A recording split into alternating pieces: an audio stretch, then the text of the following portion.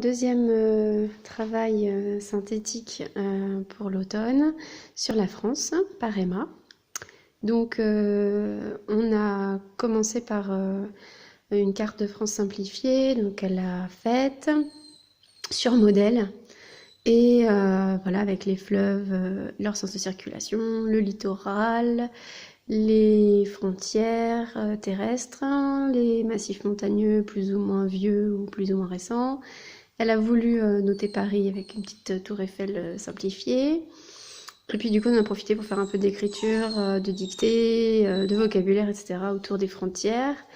Donc voilà. Et on a fait un petit mémo avec les drapeaux des pays frontaliers. Donc on a profité pour les positionner et coller sur le travail de synthèse. Ensuite, ici c'est donc plus spécifique sur les fleuves avec leur orthographe. Et j'ai lui proposé de mettre l'illustration d'un livre qu'on a lu 2 fois, qui s'appelle Perlette Goutte d'eau, qui est très bien pour le cycle de l'eau, c'est raconté, c'est intéressant. Ils comprennent pas tout, enfin Emma a 6 ans, tout n'est pas forcément accessible en totalité, mais bon, il y a beaucoup de choses très bien abordées. C'est un chouette livre. Donc voilà, et ça permettait d'expliquer ce qu'est un fleuve, et on en reparlera plus tard, puisque en fait sur la scène, on a parlé du mascaré. Je vous expliquerai pourquoi après. Ensuite, donc ici, Emma voulait absolument mettre que on avait fait des choux à la crème pour la France, voilà, choux maison. Ensuite, ici, j'avais fait écouter donc de pas mal de chanteurs français différents, dont Yves Montand, Bicyclette, et puis La vie en rose d'Edith Piaf. Voilà, entre autres choses, hein, bien sûr, on a écouté plein de choses. On a beaucoup écouté Mistral gagnant aussi qu'elle a fait au piano, mais qui apparaît pas dans le travail synthétique. Là, on n'a pas mis Mistral gagnant. Mais bon, il y a beaucoup de chansons qu'on a vues. Et donc, pour rester sur Yves Montand, elles ont regardé en entier, en 2 jours, La folie des grandeurs. Et comme c'est un film qu'on peut apprécier à tout âge, elles ont adoré en fait, parce qu'il y a beaucoup de comiques de situation. Donc c'était chouette. Voilà. Ensuite, elle a fait une rosace qui a pas trop aimé le pliage, mais une rosace. Donc c'était la découverte du compas pour Emma ce mois-ci. Et donc rosace toute seule, hein, ça y est, c'est acquis, c'est facile pour elle maintenant. On en a profité pour réviser les couleurs primaires et secondaires et faire les associations qui vont bien. Pourquoi ? Parce qu'en fait, j'ai parlé de Notre-Dame de Paris et donc il y avait le fameux vitrail de Notre-Dame qui était une inspiration en fait pour faire la rosace. Je lui ai montré un extrait du film Le Bossu de Notre-Dame de Disney qu'elle ne connaissait pas. Donc elle a choisi une illustration parmi celles qui étaient présentes sur internet, celle qu'elle voulait mettre dans le labbook. Ici, donc, c'est un travail de géométrie, utilisation de la règle, respect, enfin voilà, compter les carreaux, respecter, parce que c'est d'après un modèle que je lui avais fait en fait.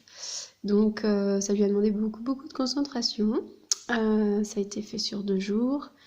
Globalement, elle s'en est très bien sortie, elle a fait beaucoup de progrès. Au départ, c'était très compliqué pour elle de suivre les carreaux, de suivre les lignes, etc. Mais elle s'est petit à petit, en fait, elle a gagné en aisance de manière flagrante, donc c'est très bien.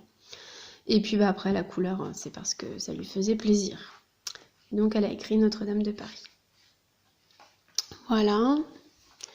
Ensuite, donc pour pas rester sur Paris, donc là il manque un titre, je pense qu'on va le rajouter.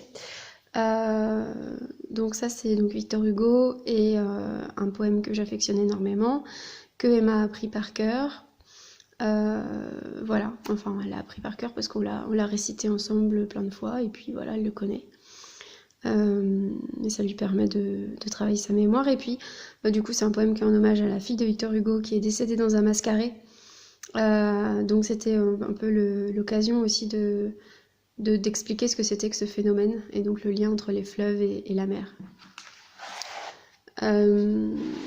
Ensuite, pour terminer, le dernier travail qu'elle a fait artistique, c'était une inspiration en fait du tableau de Monet Les Nymphéas. Et donc c'est inspiration libre. La seule chose que je lui ai demandé...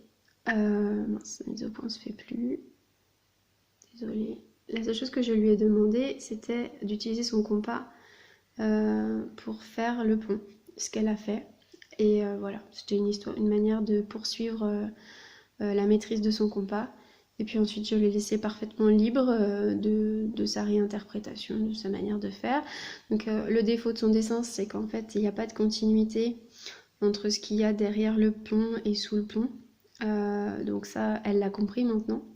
Donc voilà, on verra la prochaine fois qu'on travaillera comme ça, si elle arrive à penser à faire la continuité.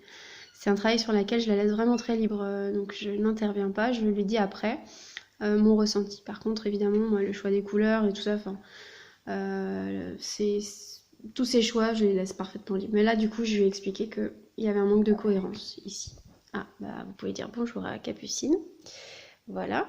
Et donc, c'est terminé pour le travail d'Emma sur la France. Ici, elle a laissé un espace, éventuellement pour... Coucou! Pour un dessin libre. Voilà, il y a une petite choupinette qui est avec nous. Voilà.